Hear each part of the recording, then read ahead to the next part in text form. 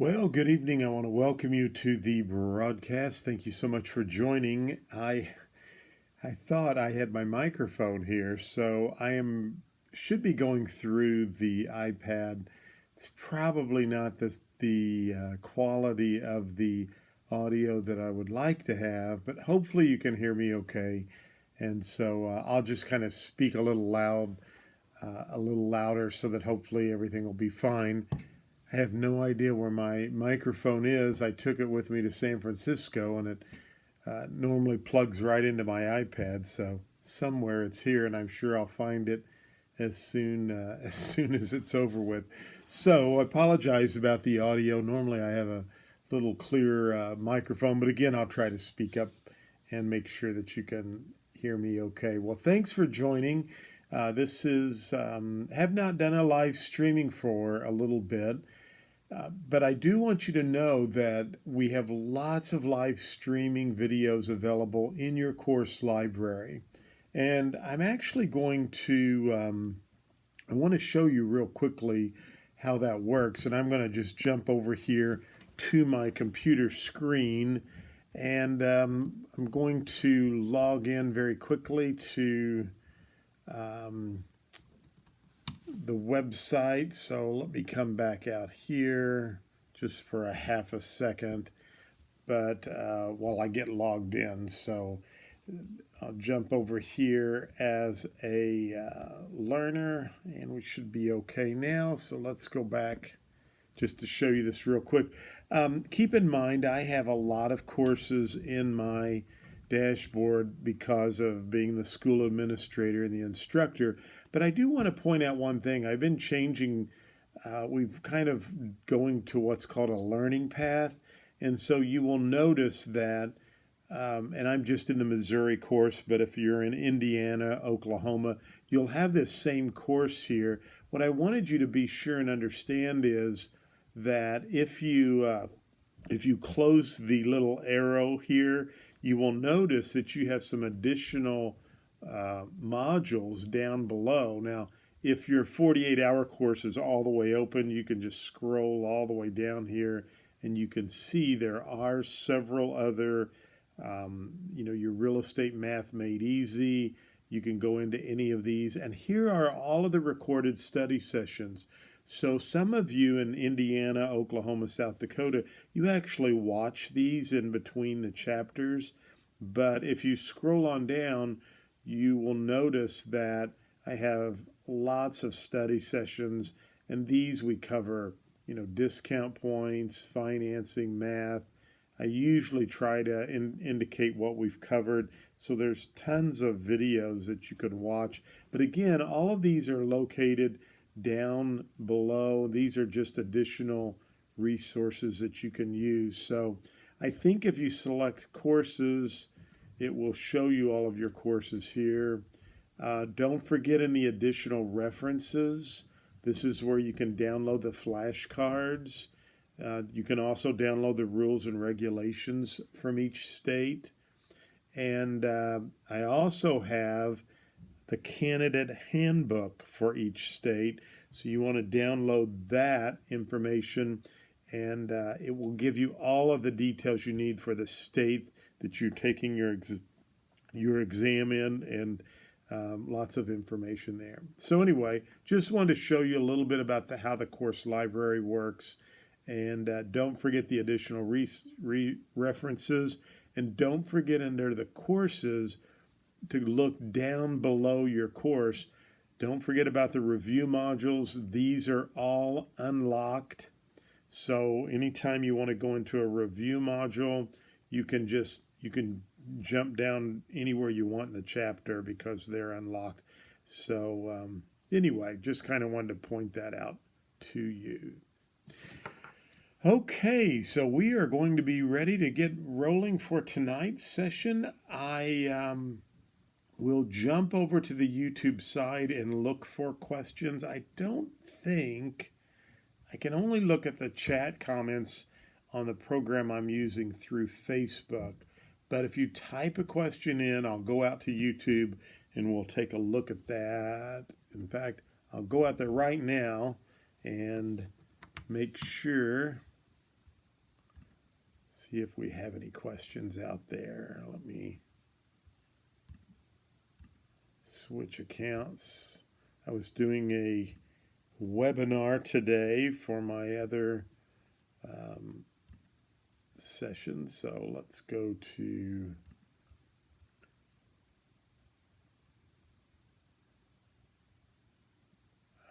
videos. Let me go right out here to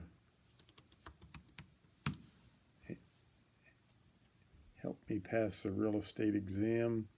So if you want to say something there, you want to add something, feel free to just type a question in.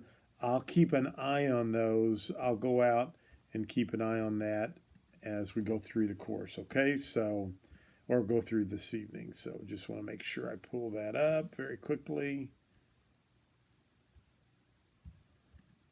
And come over here to live streaming. All right. So John Riley wants to know, I see Robert Bowen says hi. Hello, Robert. And John Riley wants to know, how do I get my broker's license? Well, it would depend, John, on what state you are in. So if you want to give me that information, I can try to help you out there as well. Okay, so I'm going to leave that alone for right now, and we're going to go out and take a look at some math problems here. So let me stream the iPad, and we'll be ready to roll here. I'm the director, the actor, I guess you could say, instructor, director, producer, and doing all these other things here. So I use a really interesting, very interesting program called Switcher Studio. And Switcher Studio allows me to have multiple camera angles and do some various interesting, neat things here. So, okay, I'm going to take my video off and we are going to get started here. So I'm going to pull this up so hopefully you can see this okay. And we're going to go through just some various closing problem information here. And our first question says, Jill decided to purchase a home for $157,000. She had a 20% down payment for the home. The lender's charging a 1% origination fee, $500 for title insurance, and 2 discount points. How much money will Jill owe at closing? In the old days, we used to have, it was really interesting, they used to give you this pretty lengthy closing statement, closing problem. It was the last problem that you would have, and there would be 10 questions from this closing problem. Today, they kind of have gotten away from that, and they have these mini closing problems like you are seeing here. So you might see, 2 or 3 or 4 of similar things like this, where you have to figure out, what's a credit, what's a debit, and how much would someone have to bring to closing. Now, if we read this question, I'm going to go over here. We're talking about Jill, right? And she's decided to purchase a home for $157,000. Now, she has a 20% down payment for the home. So that's very critical for us to understand there. The lender is charging a 1% origination fee, $500 for title insurance, and 2 discount points. And the question wants to know, how much money will Jill owe at closing? Okay? Now, we may have a lot of folks that are watching today that have not gotten this far into the course. If you're not in financing, that's okay. Just take some good notes and kind of hang with me, and we'll cover some things, and then you may go over this information as we go through the course, or you definitely will go through this. The one thing we need to do, I teach you how to do what's called the part formula or the T formula. And we have P on top, T, and percentage. The P stands for part. And I always like to equate that to the smaller number, right? Because it's part. And the T stands for what? Total.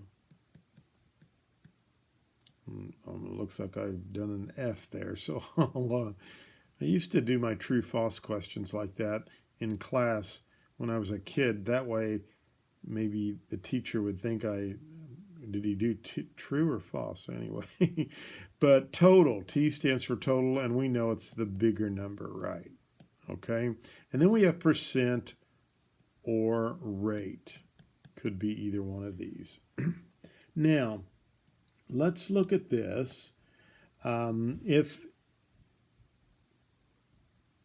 Jill has a 20% down payment,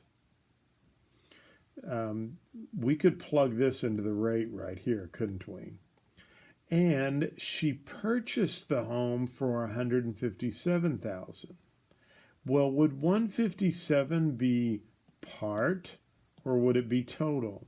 We're really trying to figure out how much of a loan did Jill get?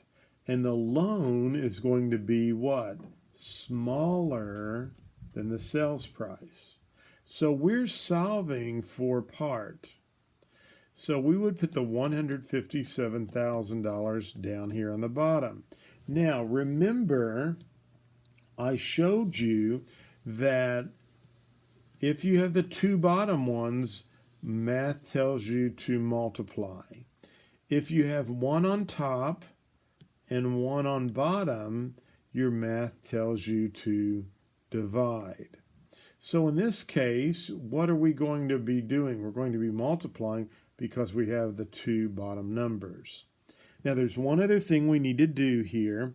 We need to move our decimal over 2 places. And so we want to make this 0.20. Hope you're able to hear me okay. Like I said, for the last minute I could not find my microphone, and I apologize. So trying to talk a little loud, and hopefully you can hear me fine. So we're going to take 157,000 and we're going to multiply it times 0.20, and that gives us $31,400. Now what is this? This is Jill's down payment. Okay? And so now we can subtract 31,400 from the 157, because that's the sales price, remember?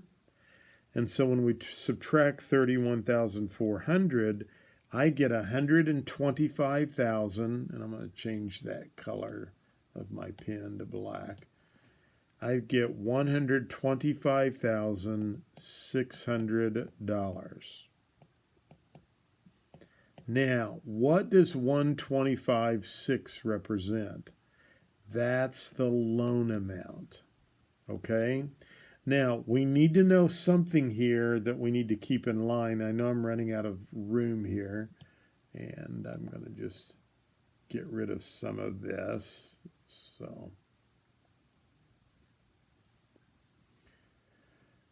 So we need this figure here because the question wants to know how much money will Jill owe at closing.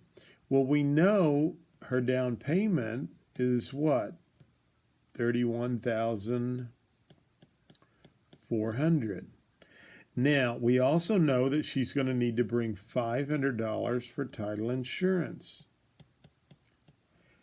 And she needs to bring 1% origination fee and 2 discount points, or 2%.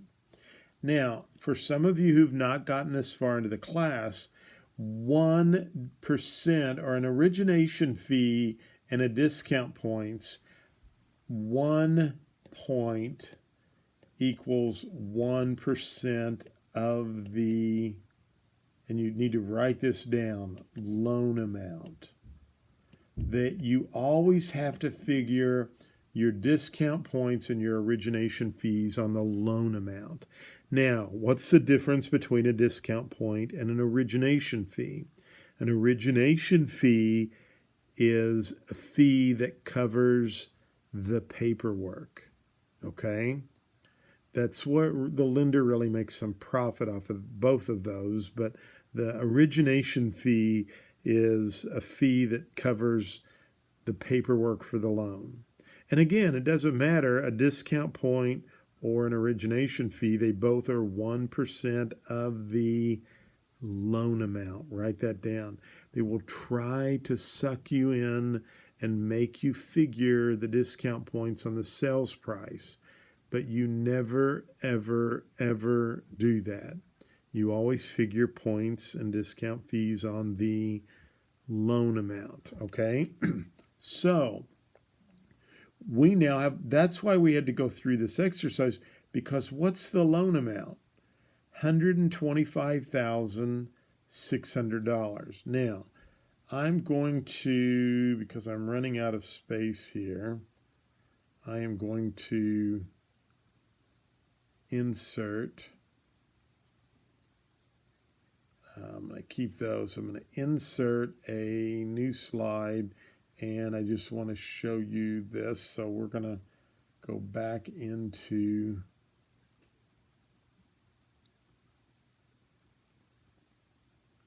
the presentation, and I'm trying to see. Okay, here we go. So I'm going to jump over here now. Well, let's go back. So 125,600 is the loan amount. So we just do another T problem here. And I always put my math symbols on there.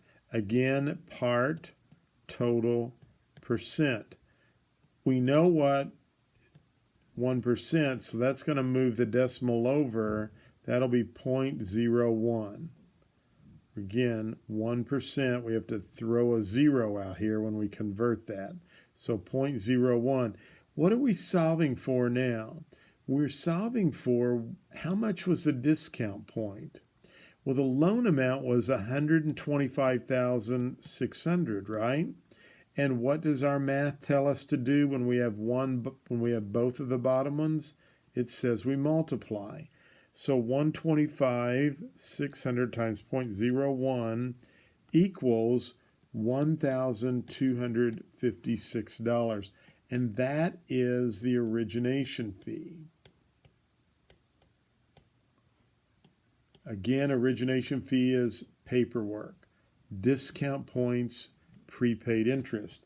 So we need $1,256 for an origination fee. And if there are 2 discount points, we just take 1,256 times 2 is $2,512. So how much will Jill need to bring to closing? I'm going to add these up.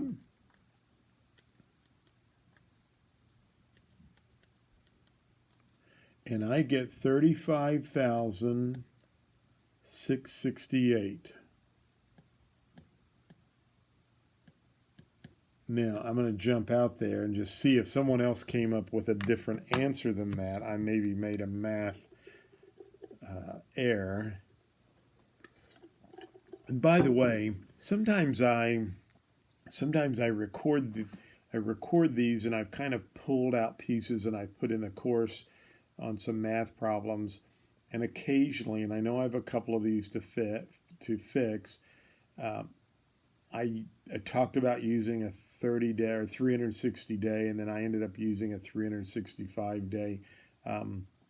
Things like that happen during the live session, so forgive me for when that happens. And if there's a rounding error, like occasionally I'll get people who will write me and say, I'm off by 6 cents, and I've done this problem 10 times and I'm still off 6 cents. Don't worry about that. They're never going to have answers that are that close.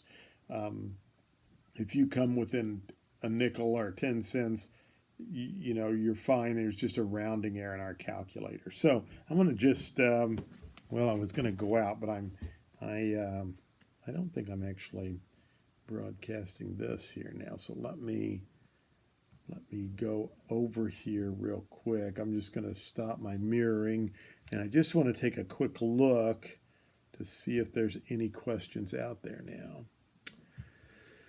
Okay, so Wayne says I'm right. Thank you, Wayne. I appreciate that. And John says he's in Missouri. So, John, to get your broker's license in Missouri, and this is good for any of our Missouri students, first of all, you have to be a licensed salesperson. So I don't know if you are or not, but you also need to have been a licensed salesperson for 24 of the last 30 months.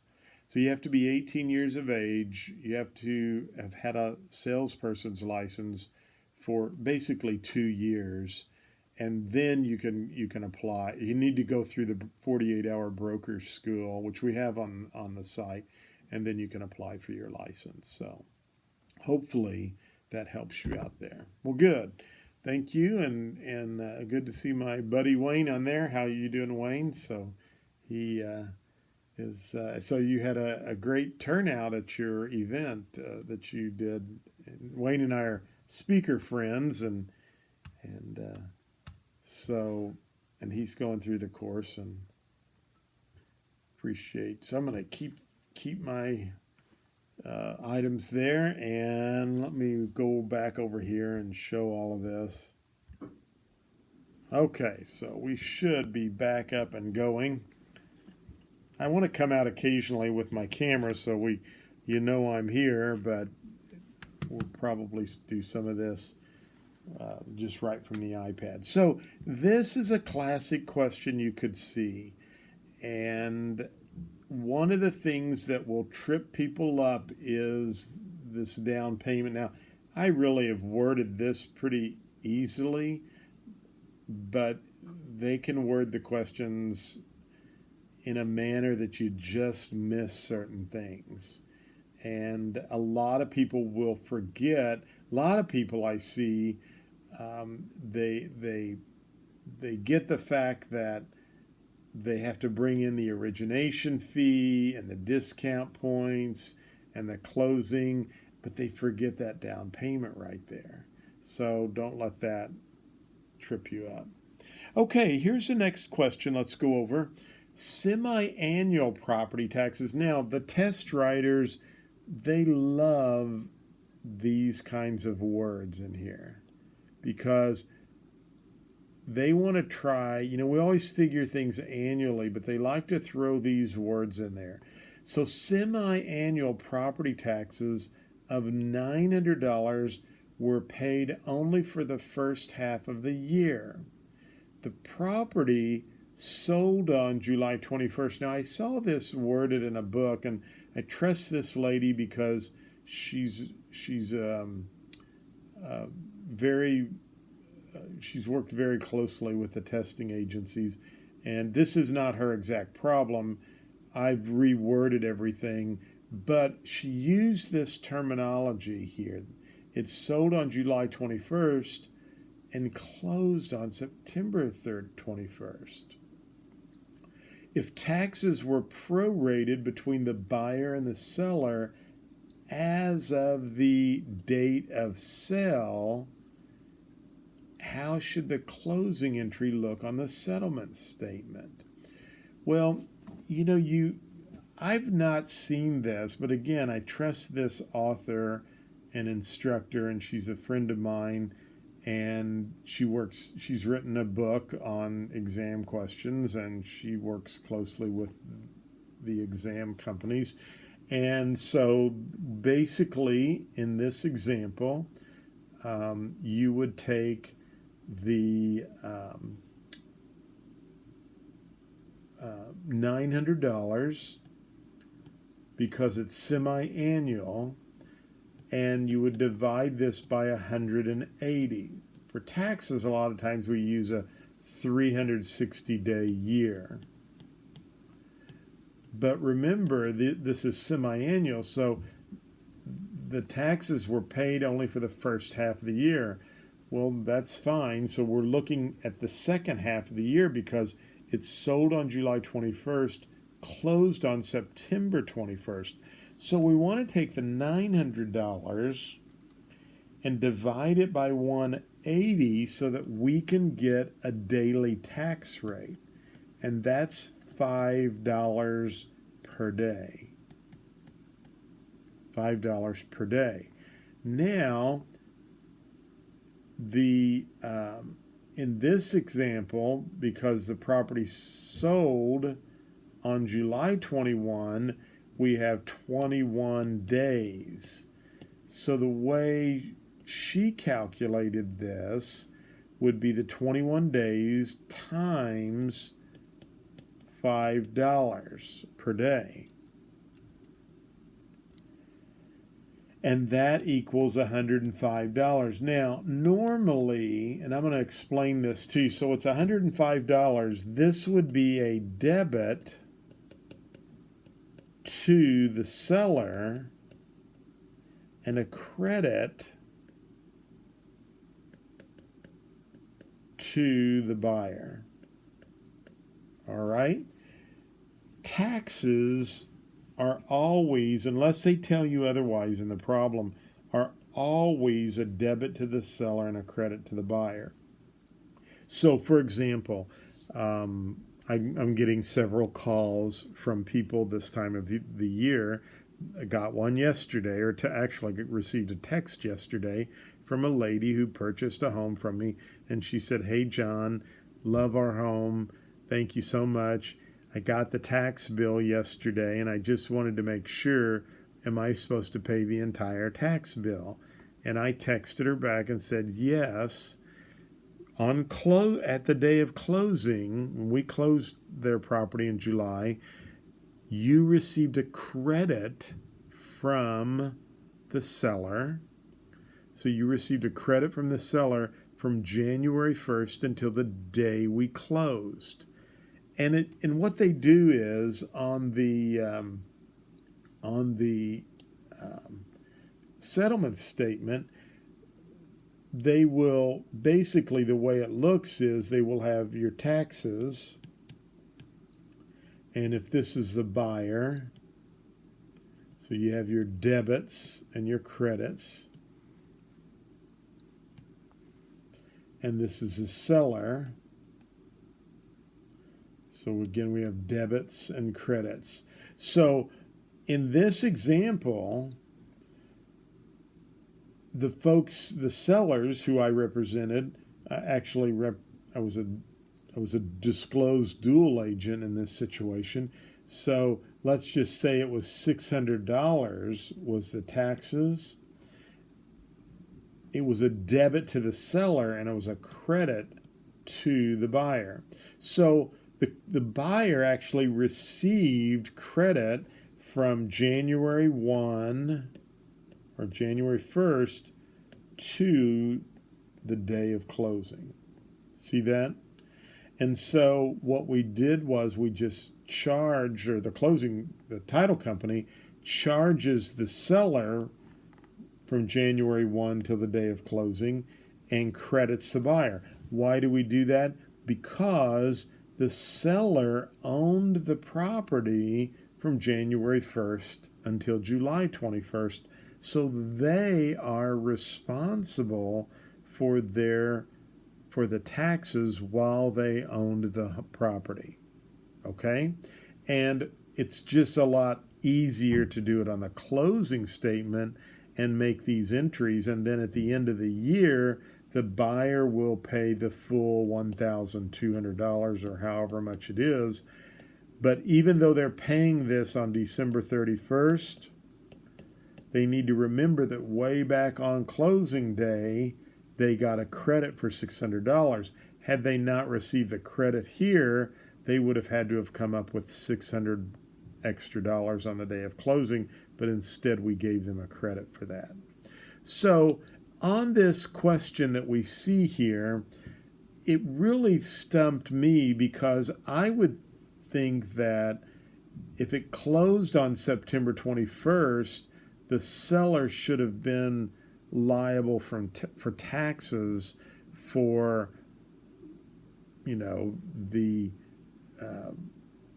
the uh, 11 days or 10 days and 9 days in July, and the month of August, and then 21 days in September.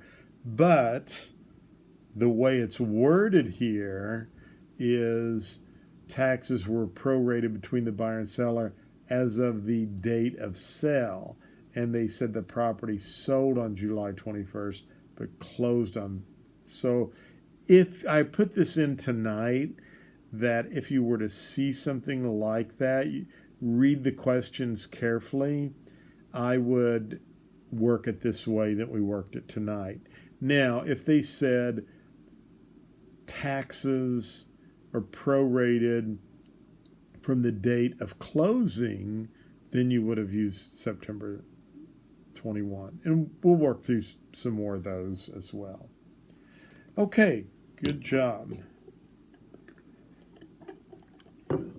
I don't think you'll see a question worded that with those two different dates in there, but I just, make sure I would be conscious of that.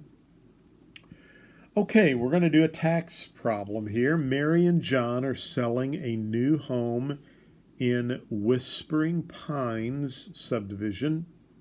The market value of the property is $210,000, and it is assessed at 35%.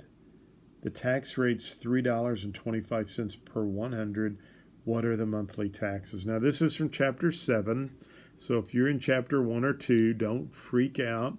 You're going to get through the math. It's not that big of a deal. And, I think I've seen anywhere from 7 to 12 math problems, but you'll do fine on those, so don't let that worry you. But let's just go through this. So the market value of the property is $210,000. It is assessed at 35%. Well, this is a T problem. And again, I like to put my math symbols on there. Part, total, percent. Well, we know 35%, that's kind of a no-brainer, isn't it, where that goes? John says move your decimal over 2 places, so 0.35. And now we just need to know, is this 210,000, where does it go, on top or bottom? Well, it's going to go on the bottom, and I'll tell you why. Because that's the market value, and it is assessed at 35%. We need to find out what is the assessed value. So we're solving for this number. We have the two bottom numbers, so our math tells us to multiply. 210,000 times 0.35 is $73,500. That, again, is the assessed valuation that the assessor has assessed the property. Now, the tax rate is $3.25 per $100, and that means of the assessed valuation. So what we need to do is take the assessed valuation, $73,500, and divide it by 100 to find out how many hundreds are in there. So when I divide that by 100, I get 735. And it says the tax rate is $3.25 per 100. So now I'm just going to multiply this times 3.25. And I get 2,388.75. And I can almost guarantee you that will be answer A. And somebody's going to click the computer button and say A. And they're going to go, yes, I got that right. That was a piece of cake.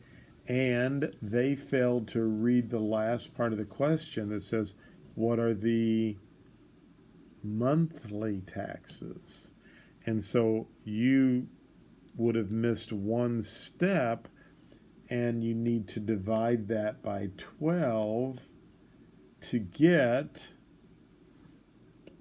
$199.06. So always read those questions carefully. They are notorious to put those in. They're kind of. Have you ever seen these? Have you ever seen these reading things that they leave letters out of the words, and yet you can read it and you don't realize that there's letters missing out of the words. I don't know. They're just kind of fun puzzle type things, and I don't know if for some reason we see these. We see the letters, and we're not, even though the I might be missing or the T, for some reason we're able to read that and totally miss the missing letters in those words. And I mean, they love to have those kinds of questions that can force you to miss it on a first read, I guess is what I'm saying. And that's why you have to read that 2, 3, or 4 times, because sometimes you may not get it until the second or third read. So just want to caution you to, make sure you read the questions carefully. Make sure you understand, are they looking for monthly, quarterly, semi-annually, annually? All of those things will play a huge role there. All right, so let's go to the next one. Tom and Kate agreed to a 90% loan-to-value ratio with an interest rate of 4%. If annual interest is $22,456, what was the loan amount? Oh man, I hate these kind of questions. Don't you? So, on this specific one, I actually have this. Let me take a look at this here.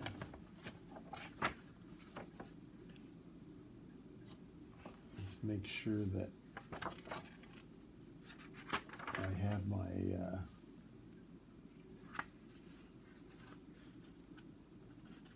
information here, because I want to make sure that I don't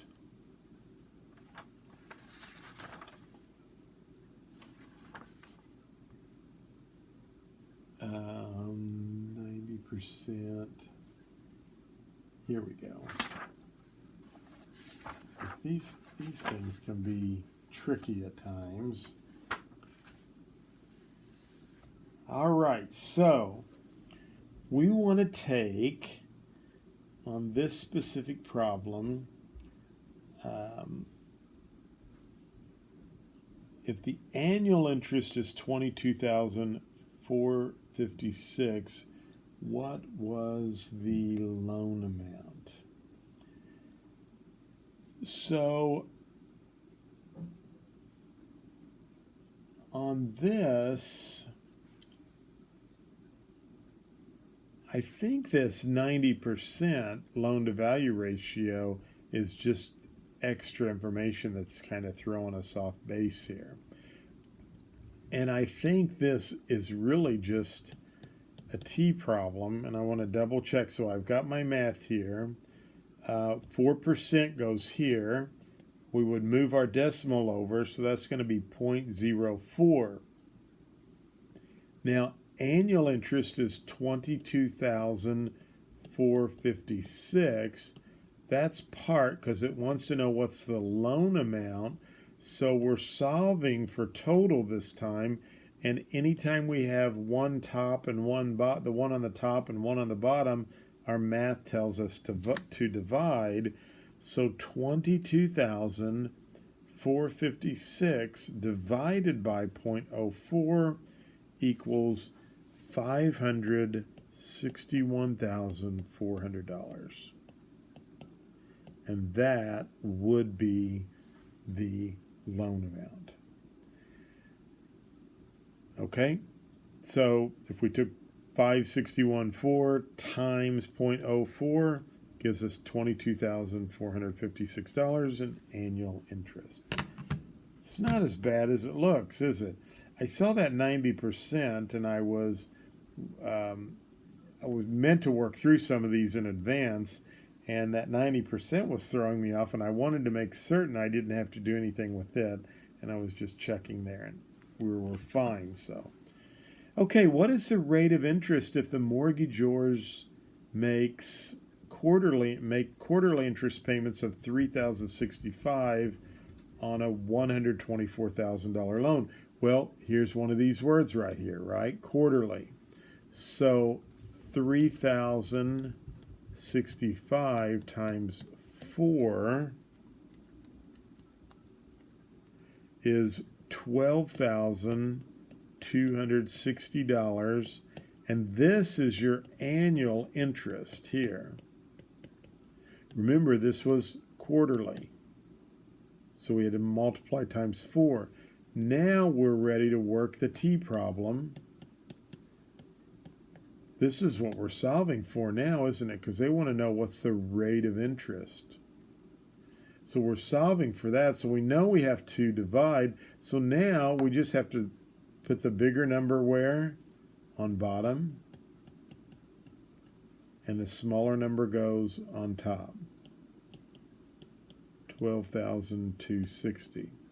So 12,260 divided by 124 equals 0.099, and when we move the decimal over, it's about a 9.9% interest rate.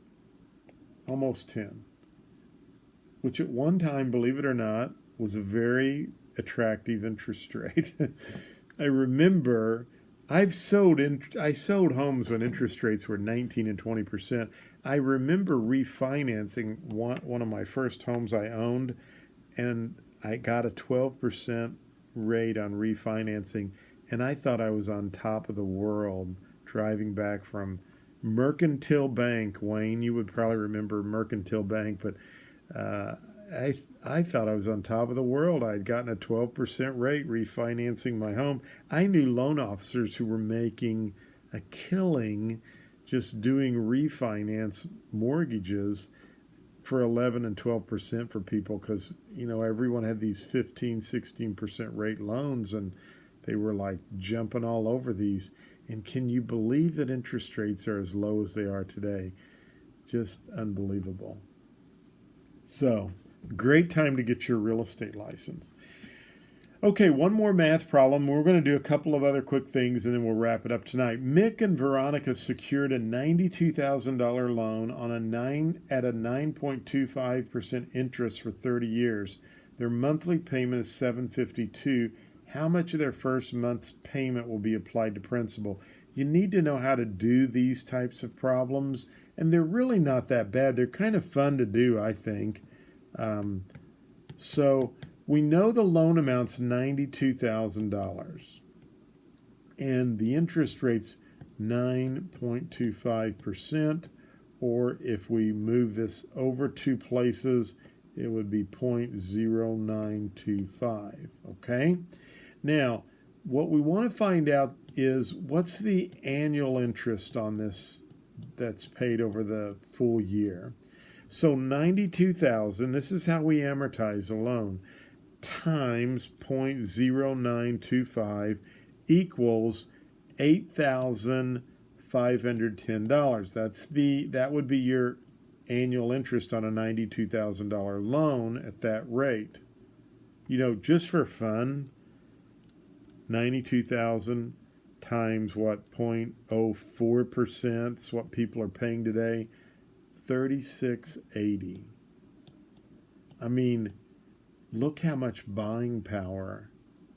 You know, if rates were to go back up to 9.25%, look at the difference in what you would pay in interest compared to today at 4% or 4.5. It's amazing. So 92,000 times, our math tells us to multiply 0.0925 gives us 8,510. Just going to double check that.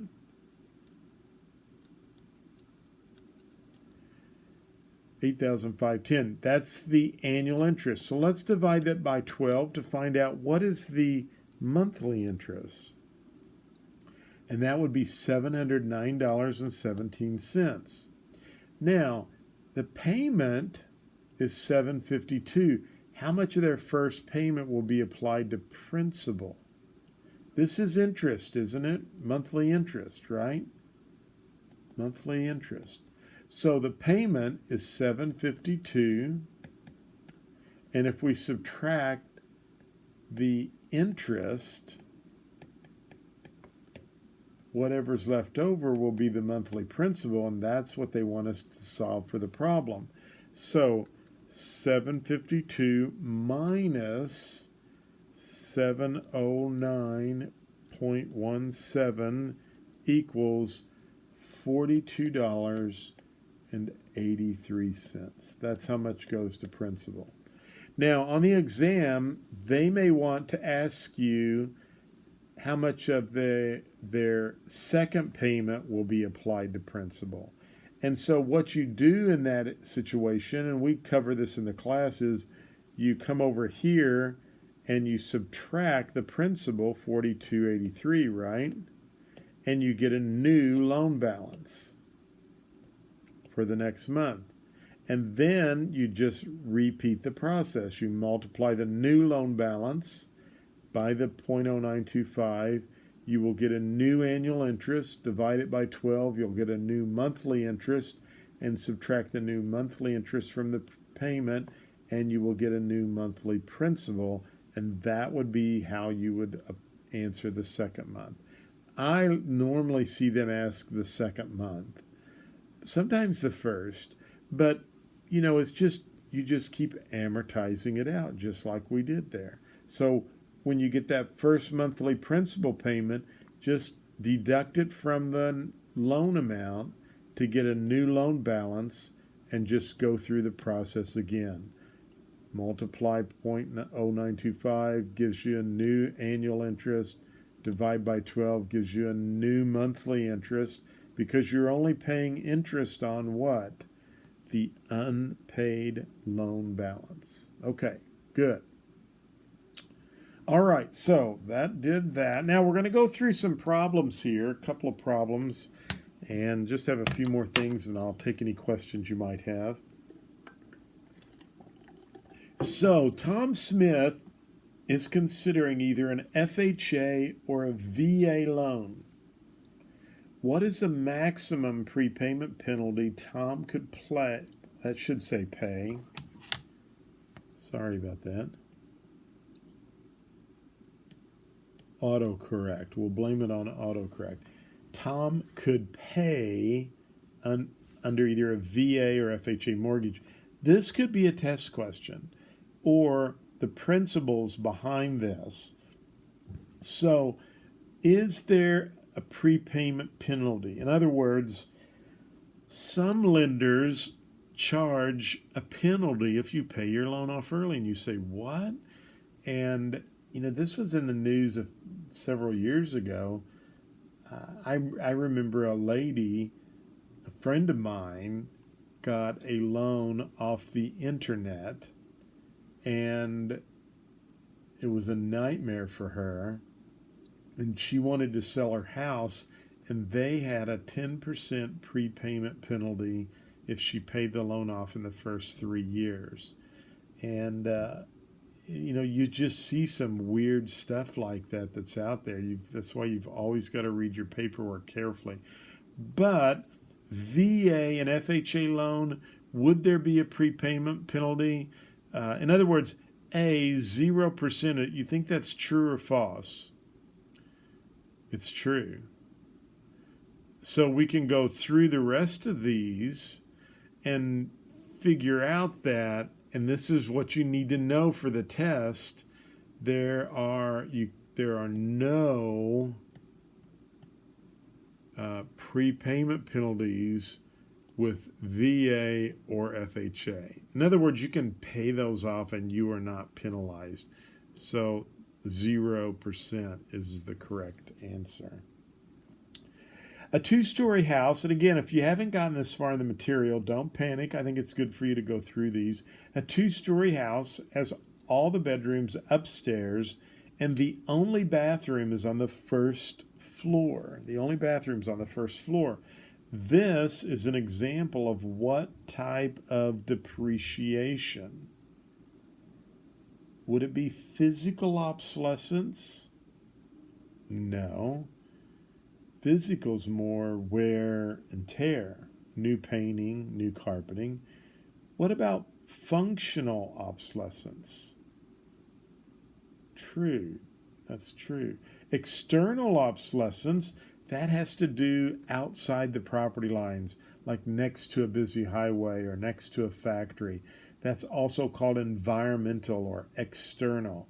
And physical depreciation, well, that depreciation and obsolescence are the same thing. So the correct answer, again, would be functional obsolescence. Okay? A poor floor plan, bathroom on the first floor, functional obsolescence.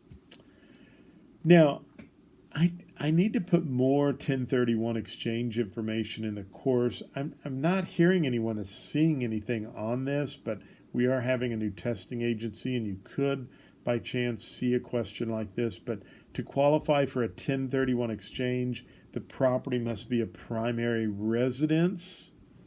No. Vacant land? No. And again, we've got these words must be. Single family residence? No. Used as a trade or business and held as an investment. That's the key for a 1031 exchange. So you could trade. I've done some 1031 exchanges on single family residences, but they were held as an investment. They were a rental property. But this is the correct answer if you were to see a 1031. I'm going to put that in the notes. I did have a lady recently. Can I vent for a moment? Is that okay? I've been getting a lot of emails from students who passed the test on the first time. In fact, I sent the email out today with our pass rates, and I just wanted you to see, more than anything, so you know that I feel very confident about my material. Our pass rate was 69% last month. First time people who took the exam. And, I'd love for it to be a lot higher than that. I have had some higher scores than that this year, higher numbers than that. But I was thrilled with 69%. I mean, I shouldn't say I was thrilled, but I was happy. I was 22 percentage points above the state average for all the other schools. And I'm looking at some of the schools, I'm looking at one of my big competitors, and it's like I don't want to say anything disparaging against my competitor. They're a very good school, but I blew them out of the water. And it's like everybody sends their students to that school or recommends that school. And yeah, they're a good school, but it's like I was very proud of my pass rates. And so I get an email about 2 weeks ago, okay? And I've never had an email like this before in my life. And this lady just rips. She said, I failed the test. It's basically my fault. My course is outdated. And I had to stop and think, and I was like, outdated? Like, when did physical obsolescence and functional obsolescence become outdated? I mean, I don't know how real estate terminology becomes outdated, but anyway. And she proceeds to tell me that I did not cover latent defects. And I'm like, oh, yes, I did. I'm reading this email, and I said, I know right where it's at. It's in chapter 10. And I went and took a screenshot of it and took a screenshot of a latent defect question that's in your material. And I wrote her back and apologized that she didn't pass. But I said, you're accusing me, telling me there's material I'm not covering for the exam, and you saw a test question, and I said, here are 2 screenshots where I cover that topic that you didn't know. Anyway, I was kind of hurt and disappointed. But that same day, I received 3 emails from 3 different students who all said, I passed the test on the first try. Thank you, John. Everything you covered was on the test. So, here's the deal. I get it. My school is not everybody's going to love my school. I get that. And Wayne, I know my buddy Wayne, if you're still on out there, he and I are speakers, and you know what? You can't please everybody when you speak. I can go and deliver what I think is a great presentation. I did that recently in Miami, and never had so many people after the event that wanted their picture taken with me and told me how much they enjoyed my presentation. But I know there were probably people there that thought my presentation was horrible. Hopefully not, but you just can't please everybody. But here's what I thought about after I read that lady's letter. This is just what came to my heart and my mind. She didn't prepare for that exam. And I think you hear me talk about this as you go through the module from my introductory video, several other things that I talk about and go through. This is a challenging, difficult test. There's a lot of information, and my thought was this lady thought she could just go through my material, walk in, and pass the test without a lot of effort. And you can't do that, okay? I'm not saying it's not, you can pass it. You saw my pass rates, but you have to prepare and study and be very diligent and go through the information. Now, this question right here is the question she said she saw. What is a latent defect? And a latent defect is something that a seller would know about normally, and it's not observed through a normal inspection. Something like the water heaters going out, and you know it as a seller because you can't even take a 3-minute shower without. My wife and I just sold our home in January, and our water heater was going out, and you could get through a shower, but you had to hustle pretty hard to get through. But when we sold our home, I told the buyers, I'm putting in a brand new hot water heater for you. I just was waiting till we were getting ready to close the deal. And anyway, if I had not told them that would have been a good example of a latent defect. Sometimes people might have a fire and up in the attic, or a smoke damage, or maybe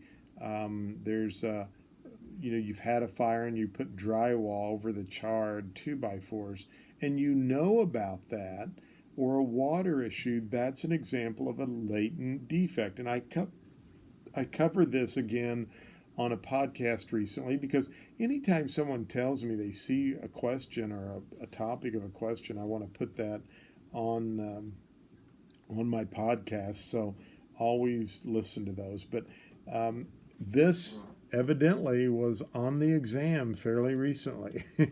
Okay, so make sure you know what a latent defect is. Earnest money is shown how in the closing statement.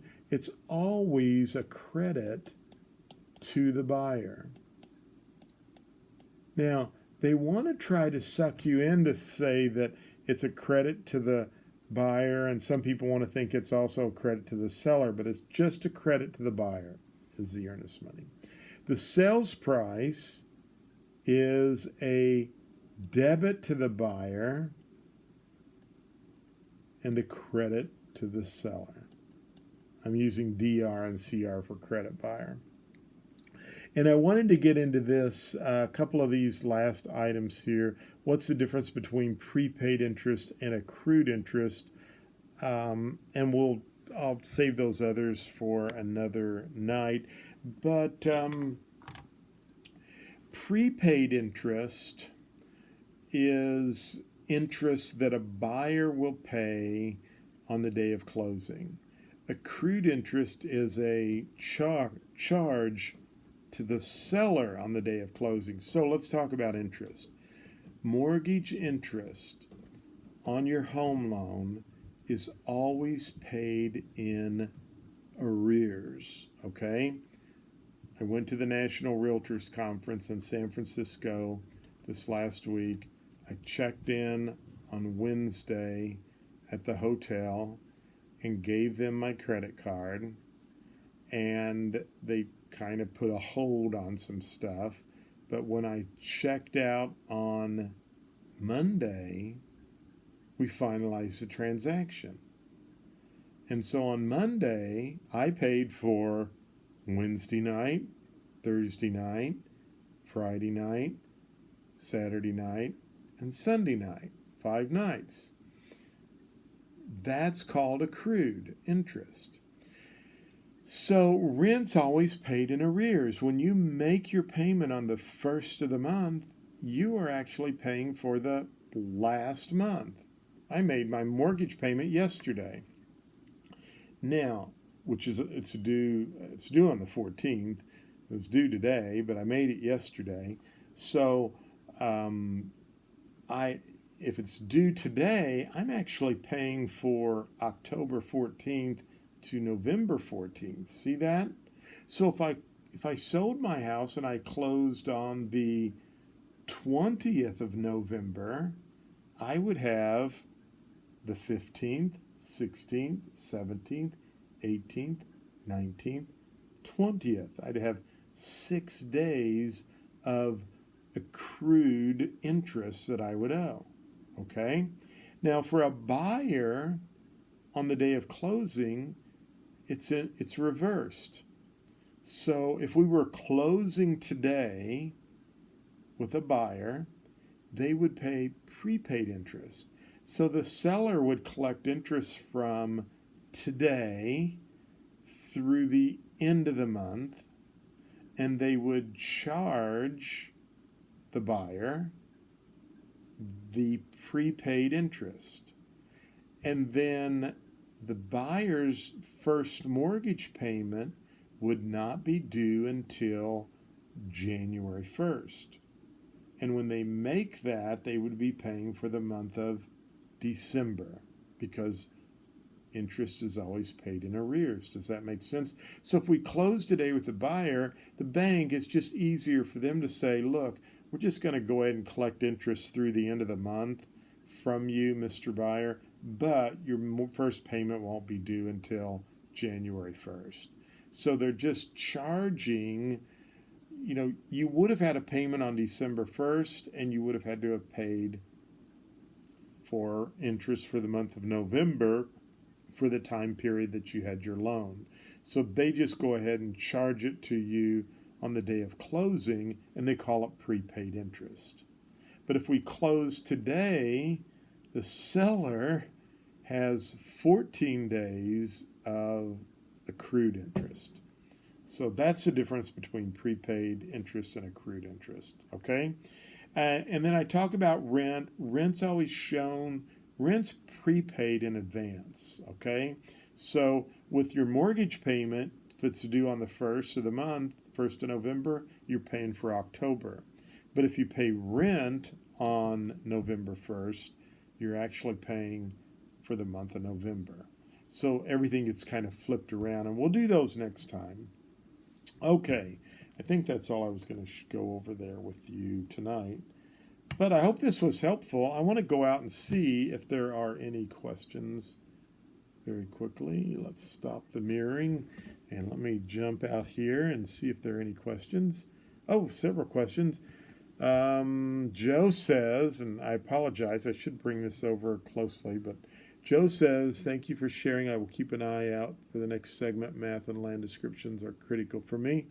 Leela says, I'm just joining. What are we going to go over? Oh, I did record this, Leela, and you can watch it. I went over just some closing problem type information, and Wayne said he's really enjoying it. Thank you, Wayne. I appreciate that. Well, gosh, we had a good group on there tonight. So I will send this out to everyone very quickly here, and you can watch this on the replay. And if you have any questions, you need help, always feel free to reach out to me. I want to have another great pass rate this next month. I heard from a lady today. She said she passed her exam, took it on November 2nd. So that's good, first time. So we'll keep that going. But I think that's all the questions we have. Hope you have a great evening and tomorrow, and I will talk to you soon. By the way, let me just remind you a couple of quick things. One of the ladies who did pass her test recently, she took her test Saturday, so I guess I've got two folks that I've talked to who passed it in November.